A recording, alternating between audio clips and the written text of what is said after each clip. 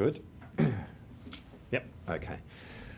Well, welcome everyone. The government today is announcing that we are down selecting Mitsubishi Heavy Industries Magami class frigate as the preferred platform for Australia's future general purpose frigate.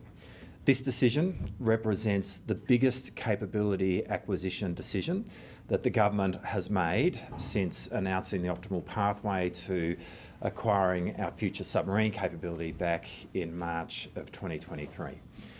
When our government came to office, we inherited the oldest surface combatant fleet that the Navy had been operating since the end of the Second World War, and there were no plans to introduce a new surface combatant into service until 2034, which would be the first of the Hunter-class vessels. Now, the capability gap that this represents was identified in the Defence Strategic Review, and in turn it was considered in the Surface Fleet Review. And as a result, when we announced that review at the beginning of last year, it had in it a recommendation which the government accepted to put into service into our Navy a new class of vessel, a general purpose frigate, 11 frigates, 3 of which would be built overseas, the remaining to be built in Australia.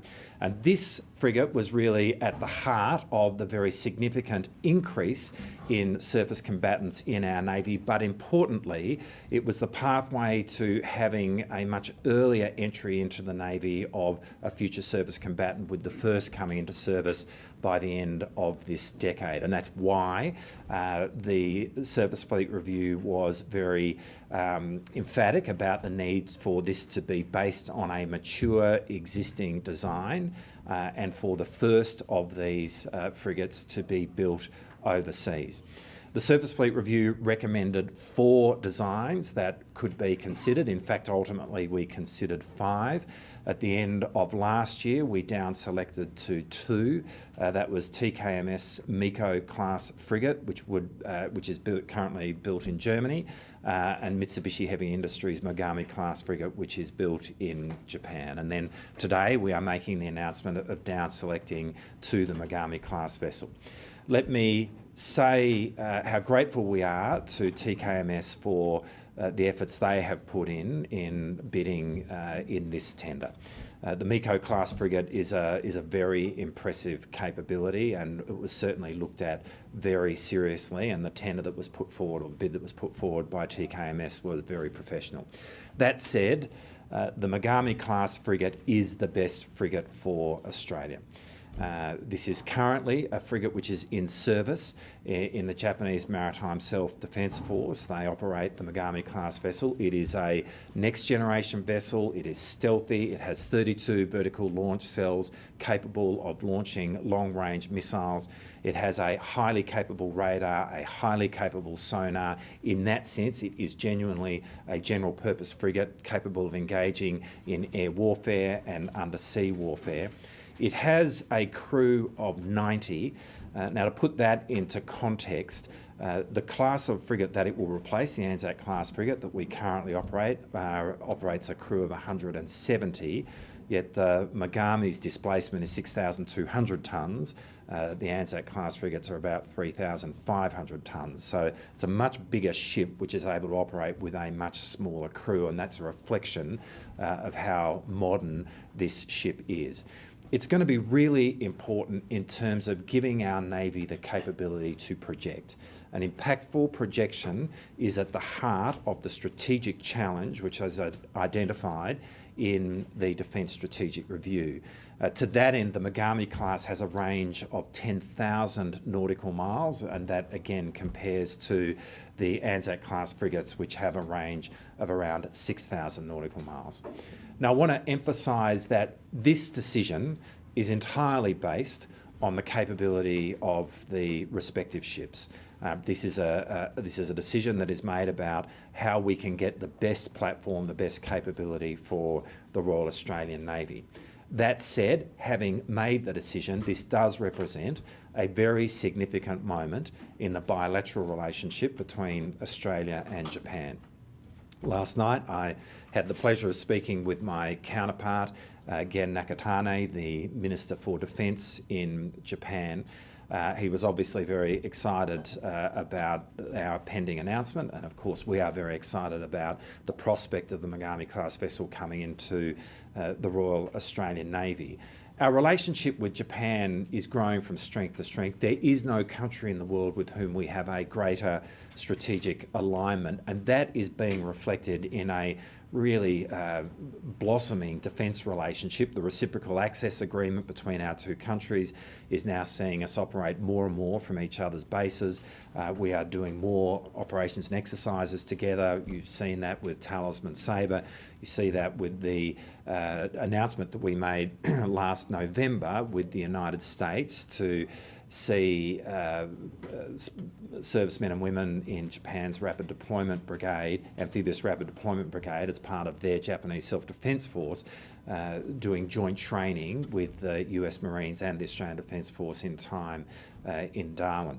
But with this announcement, what we see is a really significant defence industry dimension to that relationship. This is clearly the biggest defence industry agreement that will ever have been struck between Japan and Australia. In fact, it's really one of the biggest defence exports that Japan has ever engaged in. And as I say, it is a very significant moment in our bilateral relationship. Finally, can I just thank all of the men and women in the Royal Australian Navy, the ADF and the Department of Defence who have put a power of work into this tender process. This announcement that we are making today is actually being made months ahead of schedule, and that's because we are really cognizant of the need to get this ship into service as quickly as possible. But to get to this point, there has been a power of work done. I really want to thank all of the officials for the work that they've done, as well as, of course, the Minister for Defence Industry. The result of this is that we get to today, which is really a very, very significant day in the history of the Royal Australian Navy. Thank you, Deputy Prime Minister, and I'll begin by thanking both tenderers for the high quality tender they both put in and the cooperative spirit they engaged with the Department of Defence as we moved at speed to make this decision. But ladies and gentlemen, in terms of cost, capability and meeting our schedule of delivery, the Magami class frigate was the clear winner. The cost of acquisition of all three designs examined were comparable, but over the whole of life, the cost of the Magami is much lower. The Magami class stealth frigate is in production right now. It was the only option that met the government's timeline of first frigate being delivered in 2029 for service in 2030. It also meets our operational needs when considering the environment, the seas and oceans in which it's more likely to be deployed. And it offered the best option in terms of capability. It takes our general purpose frigates from being able to fire 32 air defence missiles, as the current Anzac class can, to 128 air defence missiles. The new stealth frigates will also have the ability to fire SM-2 and SM-6 missiles, the most advanced air and missile defence weapons in the world. These missiles, which are also being deployed on our Hobart-class destroyers and on our future Hunter-class frigates, will enable the Navy to strike maritime, land and air targets at long range. The Magami-class frigate will also have the ability to fire Tomahawk cruise missiles, giving the Navy more vessels that can strike at longer distances and taking our general-purpose frigates' strike range from 275 kilometres to 2,500 kilometres, an almost tenfold increase in strike range for our general-purpose frigates. Importantly, and critical to the delivery of this capability, the Magami-class frigate was also the most interoperable with other ADF assets. Most interoperable. Today, we're also announcing the imminent execution of a strategic shipbuilding agreement with a newly established strategic shipbuilder, Austal Defence Shipbuilding Pty Limited. This will secure a continuous pipeline of shipbuilding work and will create thousands of jobs at the Henderson precinct in Western Australia, which is being consolidated around the construction of landing craft heavy and landing craft medium. This successful consolidation will allow Magami production, as the DPM said, to be transferred to Henderson after the first batch of 3 frigates are built in Japan. I'd also like to stress that there will be no changes to the Magami class frigate design other than the translation of the combat management system and regulatory changes required under Australian law. Those later changes can only be approved by the Secretary of the Department and the Chief of the Defence Force in consultation with myself and the Deputy Prime Minister. This is a lesson we've learnt from previous acquisitions and guarantees speed to capability. This will help make good on our commitment to deliver 4 times as many warships in the next 10 years compared to the Coalition's plan. And I'm confident in saying that the Magami class frigate is one of the most advanced general purpose frigates in the world, including in terms of low observability. So today, ladies and gentlemen, the Australian government is announcing the acquisition of stealth frigates that will make our Navy a bigger Navy and a more lethal Navy. It will transform our Navy into a more lethal and bigger Navy. This will reassure our allies, deter our adversaries, and make Australia safer. Can you just provide a bit of a breakdown, please? You expect the first of the 3 to be delivered in 2030. When do you expect, 2029 into service in 2030. When do you expect the other 2 built overseas to come into service? When do you expect the first one to be built in Australia? And just that new shipbuilding company with Austal, what's the composition of the shareholder structure of that? Yeah, well, so the first is being delivered, so the first of the 3 gets delivered in 29, comes into service in 2030, and I think the third will be in service by 2034. Yes, that's correct. So the 3 happen over that period of time. As I indicated, and as we announced with the Surface Fleet Review, the intention is to have this class of vessel fundamentally built in Perth at the Henderson Defence Precinct. That's really at the heart of the continuous naval shipbuilding proposition that we have put forward and that we announced with the Surface Fleet Review as part of what will happen in Perth. We want to do that as soon as possible, and we see that as occurring after the 3rd ship. It is contingent on the Henderson Defence Precinct being ready, but we're confident that it will be ready, and there's a lot of work going on in relation to that. I might defer to Pat in terms of the second question. In terms of your second question, the Austal Defence Shipbuilding Australia Pty Limited is a subsidiary of Austal. Importantly, the Commonwealth Government will have a sovereign preference share within that organisation that will allow us to exercise certain rights should we need to do so. Minister, you haven't mentioned any numbers today. You just said it was relatively common, the base cost. Can you give us an indication of the cost, given that cost blowouts on the Hunter frigate was horrific? And on that basis, and I noticed that you're not making any major changes to the original design, but what is the combat system and what is the radar system if it's not CEA and Aegis? Yeah. On the latter, it is an indigenous Japanese radar system, and the combat system is actually a Lockheed Martin product. So it's a US product that Japan acquired for the construction of the Magami class. So it's got a lot of common with other combat systems used by us in the United States. So that answers your second question. In terms of cost, the cost for this acquisition is consistent with what we put forward in the release of the 2024 IIP, Integrated Investment Program, where we've allocated $10 billion over the decade for the acquisition of the Magami class frigates. Is that for 3 or for 11? This covers the first 10 years of expenditure for this program. So, hang on, so what does that mean for, like, per ship? Because you had the Hunter class started at roughly about 3 to 4 each, and it became about $9 billion each for 3. Well, we're yet to begin detailed negotiations. That kicks off right now prior to contract signature. So I'm not going to undermine the Commonwealth.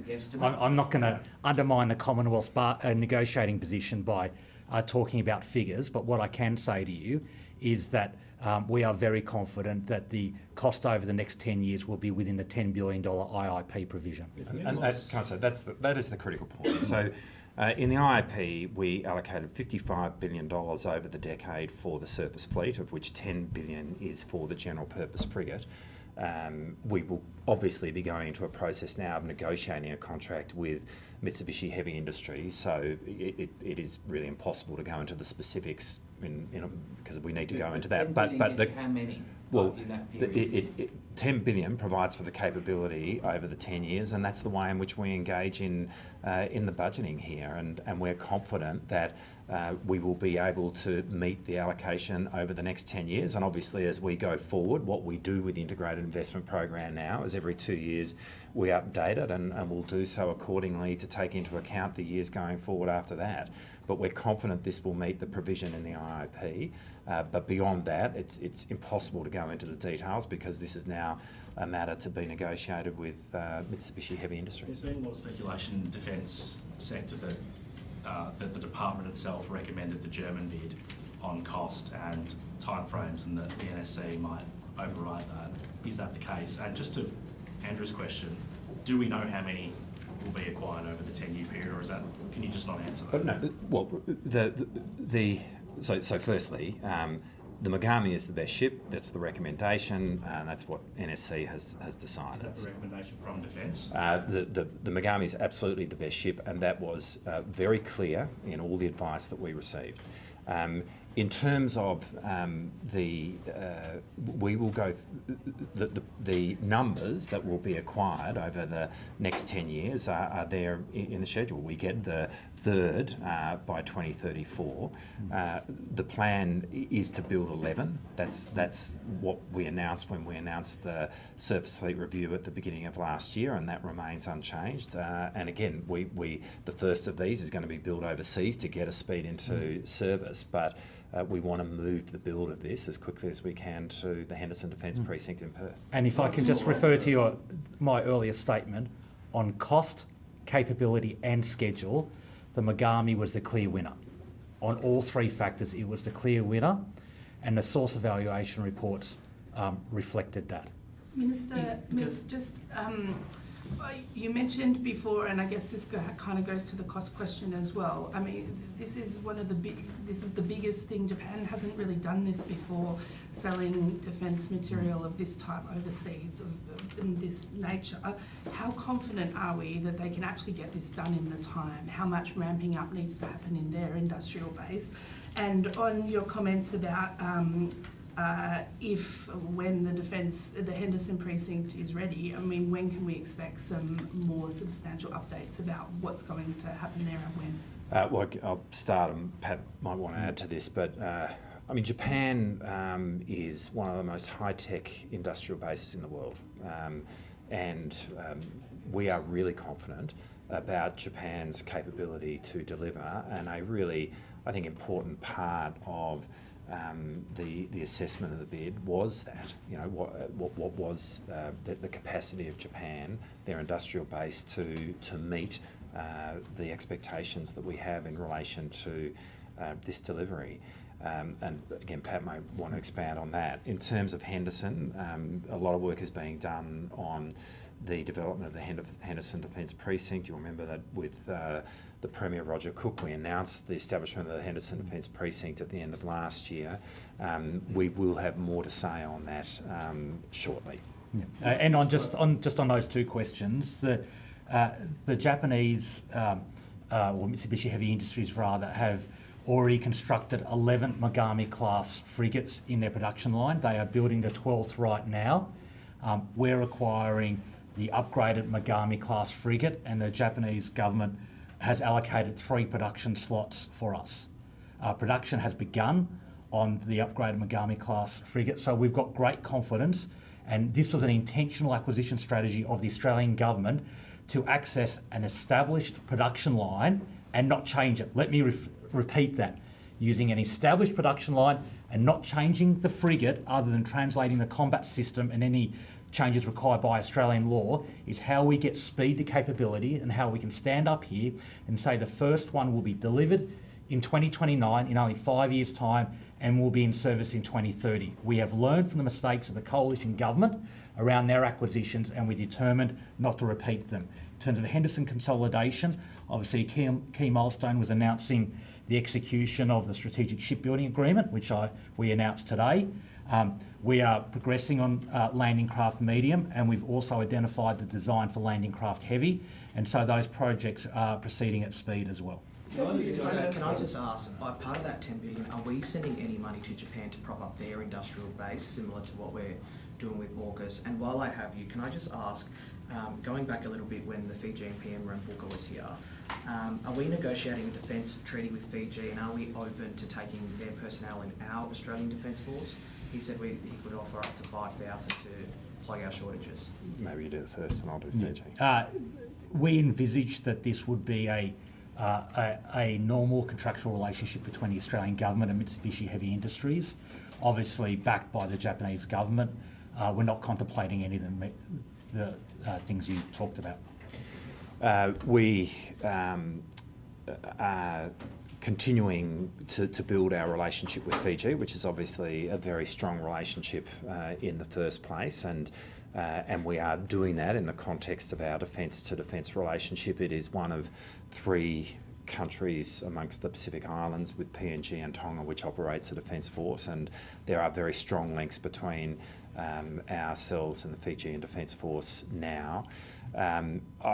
I won't directly answer the question in relation to personnel, other than to simply say that when we announced the fact that we would be opening recruitment into the ADF from firstly New Zealand and then Five Eyes countries, we did reference the fact that we had an eye to the Pacific in the future. And I just reiterate that, and I wouldn't go into any further specificity, particularly in relation to Fiji, but just to make that comment. But we continue to work very closely with Fiji in terms of developing and updating our defence relationships. And we've publicly welcomed Prime Minister Rambuka's desire for a treaty and a commitment to expand the already elevated and renewed Vivale relationship. Deputy Prime Minister, Indigenous community representatives are appealing for the Commonwealth to restrict some funding to the NT government, money that is being spent on justice measures that could widen the gap on Indigenous disadvantage. What's your government willing to do? Well, look, I mean, obviously we work very closely with Northern Territory government in relation to these issues, and we will continue to do that. Malandiri McCarthy, our Indigenous Affairs Minister, is utterly focused on doing everything we need to do as a government to meaningfully close the gap. That sentiment is very much at the heart of what the Prime Minister articulated at Gama on the weekend, but we will continue to work very closely with the Northern Territory government. Local elders are saying that children are being treated like animals in the prison system there, though. What's your response to that? Surely the federal government has some role to intervene in stopping funding things like this. Well, again, we are very mindful of these issues, and we will work very closely with the Northern Territory government in respect of all of them. You mentioned strategic alignment with Japan. So what extent did that influence this decision, and how does that reflect shared concerns about the military rise of China in the region? So there's a very clear answer to the first part. It didn't influence it at all. As I said in my opening, this decision was made based on what was the best capability for Australia. And that was very clearly assessed to be the Magami class frigate. And so I really want to emphasise that point. This was a capability-based decision. We do have a very close strategic alignment with Japan. In fact, I think there's really no other country in the world who has is quite as aligned with Australia as Japan. And that based on a very significant level of trust which exists between our two countries, has seen the relationship really grow from strength to strength. In the context of our strategic partnership, at a more granular level, the reciprocal access agreement, which really is seeing us operate much more closely together. And we look for opportunities to do more operations and exercises together, which is reflective of what I mentioned earlier about the joint training opportunities in Darwin with the Amphibious Rapid Deployment Brigade from Japan and the US Marines. So we will continue to look at that. I think, having made the decision, this does definitely represent a big step in the relationship between ourselves and Japan, but it is not the reason why we made this decision. Does it reflect mutual concern about China? Well, I don't. because it's not the basis on which we made the decision, I don't think it reflects anything. What it reflects is that the Magami class vessel is the best vessel for the Royal Australian Navy, and we really want to be clear about that. That's the only thing that is reflected in the decision that we are making now. Separately, but obviously this has it is a big moment in the relationship between Australia and Japan. We have a strong strategic alignment with Japan, and we continue to look for opportunities to work more closely together. Last question. Can I ask a Minister, has technical the question? Just a technical question. Sorry, Tom. Did the department recommend the Magami to you as the winning? The Magami class vessel is the best vessel here, and we are acting on advice. So no. No, well, actually, I think I answered that question completely the opposite of what you just said. Yes. Has the government completed its review to the US, its submission to the US AUKUS review, and what's your latest understanding of the timing of the outcome of that review? So we are working very closely with the United States in relation to the review. We are working very closely with them in respect of our contribution to the review, and we will make a contribution to the review as we've said. The United States have been clear in what they have articulated as the timing of the review.